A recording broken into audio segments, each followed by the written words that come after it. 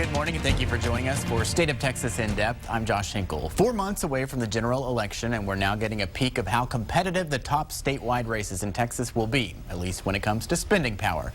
These figures come after new filings with the Texas Ethics Commission. Campaign staff for Republican Attorney General Greg Abbott say his figures are more than any other Texas governor ever. He has more than 26-figure donations this year alone, helping him rake in $35.6 million for his campaign. That far exceeds what his Democratic opponent, Senator Wendy Davis, has. Originally, her campaign said she had $13.1 million on cash on hand. Much of her money comes from the Texas Victory Committee, a joint fundraising effort between Davis and Battleground Texas. For the state's second highest post, the candidates are coming out about the same financially. Democratic Senator Leticia Vandepute and Republican Senator Dan Patrick have both raised about $1 million since the end of May, with Vandepute slightly outraising Patrick. And joining me now on our roundtable is Jay Root from the Texas Tribune and Jim Henson from the Texas Politics Project. Thanks for being with us, guys.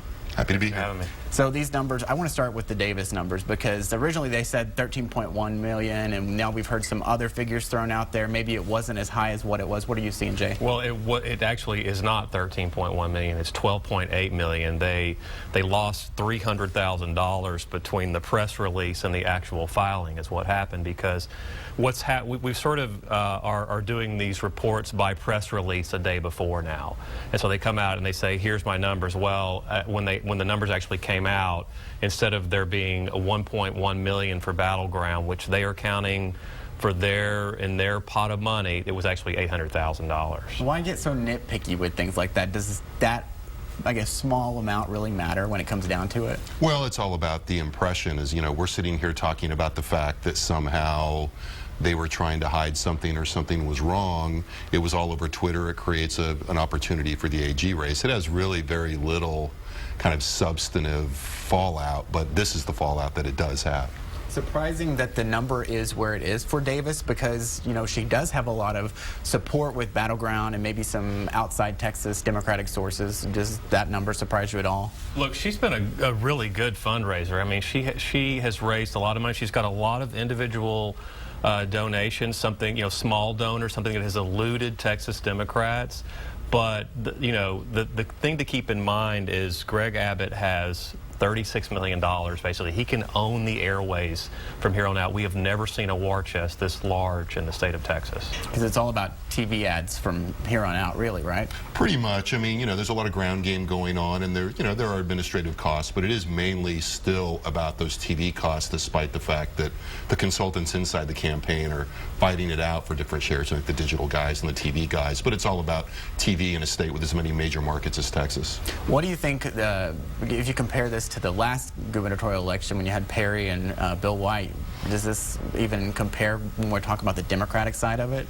Well, actually, Wendy Davis has done a little bit, is doing better than Bill White did, and that's, I was thinking when Jay was talking about comparing the Abbott numbers to the Davis numbers. I mean, Wendy Davis is in a tough spot. No matter what she does, it's going to be less than Abbott, and there's always going to be this tinge of disappointment because you can't keep up with the Republicans and expectations are so high.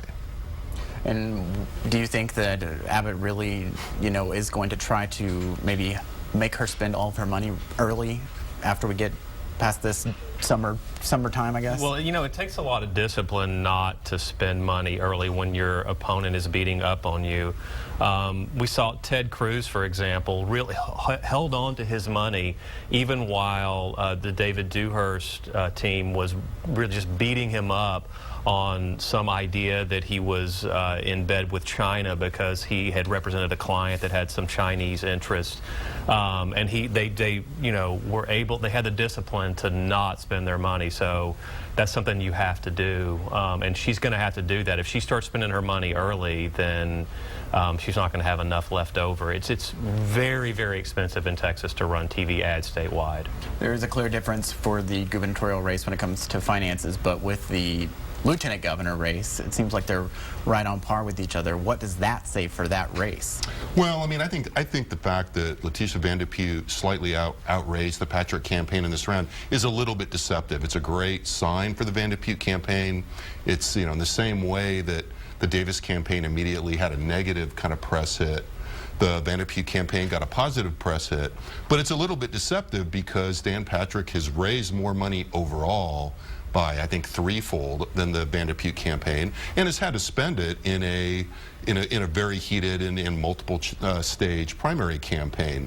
Truth of the matter is the Dan Patrick campaign is going to raise a lot more money. They have both a natural kind of affinity ideological advantage among big business fundraisers, and the fact that, you know, the business community and the trade groups are very risk sensitive, and to the extent that it seems like Dan Patrick is most likely to be the next lieutenant governor, is already a seated Republican senator, they're already ponying up, and that's going to continue, and I think you can expect Dan Patrick to raise a lot more money in the next cycle. And since we're talking about lieutenant governor with the Senate, we just heard some announcements this week as far as Jane Nelson taking over the Senate Finance Committee and Charles Schwertner taking over the Health and Human Services Committee. Since it's so late in the game to make those changes, do you feel like if Dan Patrick is the next lieutenant governor, he'll keep those posts the way they are? You know, I sort of hesitate to predict the future.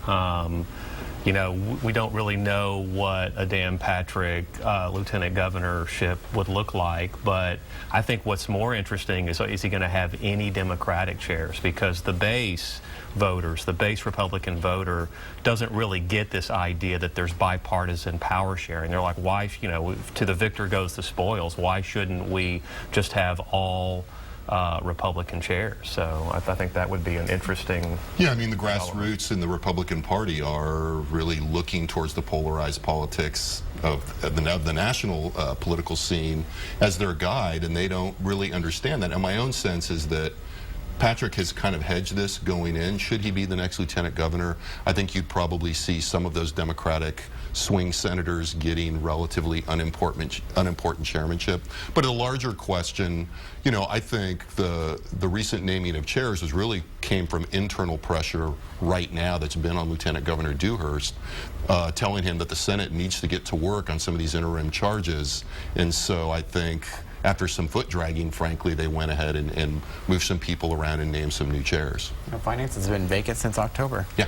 All right. Well, thank you guys for being with us. I appreciate it. We'll see what happens the next 4 months, but you got to come back before then. All right. See you then. Okay. Thank you very much for joining us. Also, State of Texas In Depth. Join us every Sunday morning at 8:30. Meet the Press is coming up at 9.